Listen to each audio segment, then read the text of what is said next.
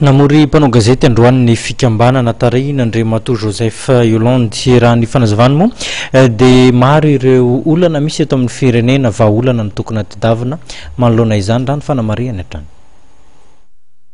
Namoaka ny tahirikevitra nampitondraina ny lohahevitra hoe Madagasikara ny fiovana ny comité technique économique et financier na ny CTEF izay tarehin'Andriamatoa Joseph Yolande.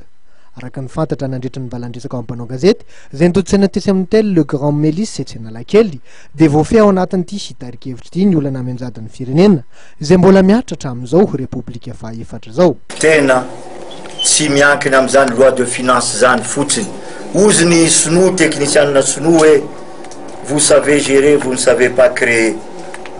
Créons les richesses. Zany hoe ny nomenclature amin'io loi de finance io efa lozan'ny toetrandro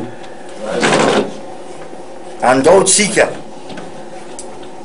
amorona arena amorona ny fidiram-bola amin'io kitabolam-panjakana io vola miditra amin'ny kitabolam-panjakana io fa tsy mahampitsony io miamitombo ny vahoaka malagasy ny arena nefa tsy valorisena fa andao valorisentsika ny arena tsika eto dia isy ny valeur ajoutée dia hitombo ny vola hiditra amin'ny kitabolam-panjakana zay zany no andrasana dia veo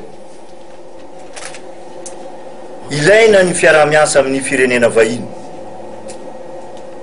ilaina ny fiaraha-miasa amin'ny firenena namana midika namana dia tsy hoe andevozina ny firenena zay mitavandrana hoe miandry anao fa jerenao ny tombotsoany fa raha ny tombotsoanao le mpanampy no jerenao dia tsy mety le izy zay le mila ovana ny tombotsoatsika no apetraka aloha.